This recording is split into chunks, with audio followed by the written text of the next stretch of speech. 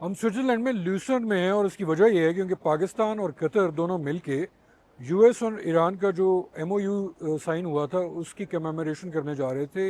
यहाँ पर ल्यूसन से थोड़ा सा करीब ही एक रिसोर्ट है, वहाँ पर उसे कहते हैं बर्गन स्टॉक। तो वो हुआ नहीं। मैं भी आया हुआ था, मेरे साथ और बहुत से सहाफ़ी पाकिस्तान से भी आए हुए थे।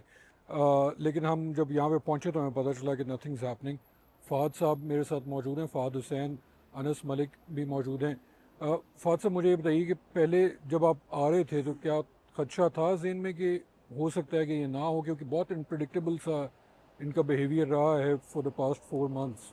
देखिए, वो खदशा तो हमेशा रहता ही है उमर, और जिस तरीके से मामला चल रहे थे कि हर थोड़ी देर बाद सूरत हाल तब्दील हो रही थी, लेकिन जब हम इस्लामाबाद से निकले तो उस टाइम तक तो यही लग रहा था कि हो ही जाएगा, क्योंकि प्राइम मिनिस्टर के आने की तैयारियां भी हो गई थी। और हम जब बीच में हमने जब वो फ्लाइट चेंज की है और यहाँ के लिए फ्लाइट पकड़ी है, तो उस वक्त तक आइडिया होना शुरू हो गया था कि कुछ खटपट होनी शुरू हो गई है।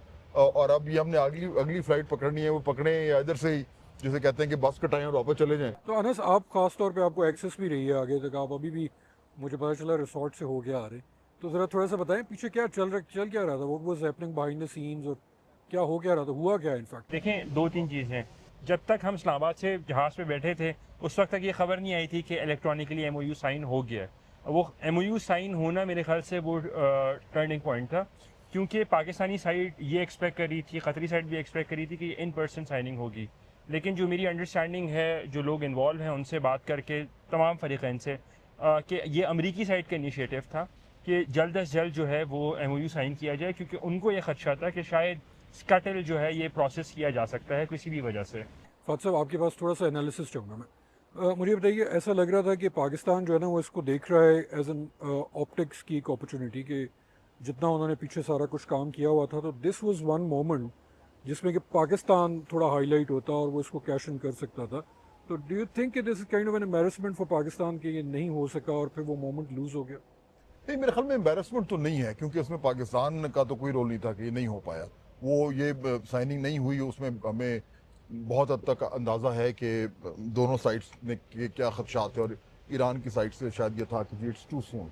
मेरे ख्याल में पाकिस्तान का रोल जो है वो तो किसी भी तरीके से अंडरमाइन नहीं होता है, क्योंकि देखिए, अब तो ये तो एक सेरेमनी थी, बट अब तो वो उस एमओयू के ऊपर डॉक्यूमेंटेड है, प्राइम मिनिस्टर के दस्तखत हैं, मेन मीडिएटर हैं। सो आई मीन, जो रिकग्निशन आपको मिलनी थी, जो एक्नॉलेजमेंट आपको मिलनी थी, वो अब आपको तहरीरी तौर पर मिल गई है। फर्स्ट राउंड ऑफ टॉक्स होना था, वो नहीं हुआ। तो डू यू थिंक कि एक, पहले तो ये बताइए कि इसके पीछे वजूहत क्या हैं आपके ख्याल में? क्या इसराइल इज़ द फैक्टर या और कुछ वजूहत हैं कि ये हो नहीं सका, और फिर आगे ये कैसे चलेगा? देखिए, मेरे ख्याल में टॉक्स फेज 1 था कि जी एमओयू हो जाए। एमओयू के अंदर जो है वो तमाम तर जो नुकात थे वो शामिल हो गए। उसमें ये स्पेसिफाई कर दिया गया कि फौरी तौर पर कौन से स्टेप्स लिए जाएंगे और सेकंड राउंड में क्या क्या होगा। तो यहाँ तक तो मेरे ख्याल में सो फार सो गुड है। अब नेक्स्ट राउंड का टॉक्स होना, दैट इज वेयर अब डिप्लोमेसी तेज हो रही है। और मेरे ख्याल में जो प्राइम मिनिस्टर अभी सऊदी अरेबिया जा रहे हैं, प्राइम मिनिस्टर शहबाज शरीफ, ईरान के सदर भी आ रहे हैं और एंगेजमेंट्स होनी है। सो आई थिंक, जो मैं कह रहा था कि Pakistan is front end centre, because अभी एमओयू से लेकर और टॉक्स तक का जो सफर है वो तय करना बाकी है, और उसमें भी पाकिस्तान का क्रूशियल रोल है to keep both sides completely engaged. वो पुश तो चल रहा है, पाकिस्तान की तरफ से भी चल रहा है और कतरी साइड से भी चल रहा है कि किसी ना किसी तरह ये जो इम्पेडिमेंट्स हैं उसको ब्रिज किए जाएं। और इसी अशना में हमने देखा है कि लेबनान का सीज फायर हो गया है। अगर आने वाले चंद दिनों में, चंद घंटों में, चंद दिनों में जब भी ये कुछ सैंक्शंस के ऊपर अगर कुछ लचक दिखते हैं, तो हम जल्द से जल्द फिर इस बातचीत का सिलसिला रिज्यूम होते हुए देखते हैं। It gives you a sense के सीरियसली चीज़ें हो रही हैं, लेकिन सीरियसनेस सिर्फ पेपर के ऊपर दिखाने की ज़रूरत है, ना कि अमली तौर पे सिर्फ आके या घूमने फिरने से ज़्यादा पेपर पे दिखाने की ज़रूरत है। घूमने फिरने से मुझे याद है कि अब हम जो घूम फिर रहे हैं यहाँ पे आ गए हैं, तो अब हम क्या करें अभी, मतलब डिप शिप मारे लेक के अंदर, ये क्या करें? मुझे तो सुबह से बहुत ज़्यादा टेम्पटेशन हो रही है, एक डुबकी लगा ली जाए, लेकिन ये है कि बहरहाल अब आए तो काम तो करना है। एक आखिरी आपसे मैं एक थोड़ा सा एनालिसिस लेके फिर ख़त्म करते हैं। इरानियंस क्यों रिलक्टेंट थे, ये अपॉर्चुनिटी क्यों नहीं ली उन्होंने? मतलब क्या वो डरे थे कि उनकी जो लोकल ऑडियंस है वो इसको अच्छी तरह नहीं देखेगी? देखिए, मेरे ख्याल में उसका जो इंडिकेशन है ना, वो उनके सुप्रीम लीडर के बयान में आ गया है, जब उन्होंने ये कहा कि जी मैं खुद जाती तौर पर तो इसके हक में नहीं था कि ये हो, लेकिन मेरी जो भी टॉप लीडरशिप है उसकी अक्सरियत ने कहा कि हमें करना चाहिए, तो मैं इसलिए कर लिया।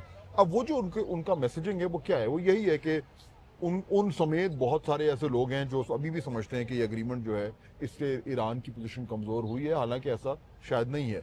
मेरे ख्याल में ईरानियंस को शायद ये था कि जी सो सून आफ्टर दिस कॉन्फ्लिक्ट अगर आपको ये ऑप्टिक्स आ रहे हैं कि आप खड़े हैं और आप उन लोगों से हाथ मिला रहे हैं जिन्होंने उनके सुप्रीम लीडर को जो है वो शहीद किया और उनका अभी फ्यूनरल भी होना है, तो वो जो ऑप्टिक्स हैं वो शायद थोड़े से गड़बड़ हो जाए, तो दे थॉट क्या ठीक है हमने जो साइन करना है वो तो कर लिया है, बाकी फिलहाल ये ना करें। मेरे ख्याल में यही हुआ है। फाद साहब आपका बहुत शुक्रिया, अनस आपका बहुत शुक्रिया।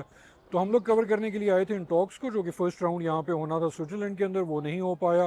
अब नेक्स्ट जो है जब उसकी डेट आएगी और वेन्यू आएगा तो हम कोशिश करेंगे हम वहाँ पर जाएँ और आपको दिखाएँ कि एग्जैक्टली किस तरह ये फॉरवर्ड चलती हैं जो बातचीत है ईरान और यूएस के दरमियान, और फिर इसका क्या नतीजा निकलता है।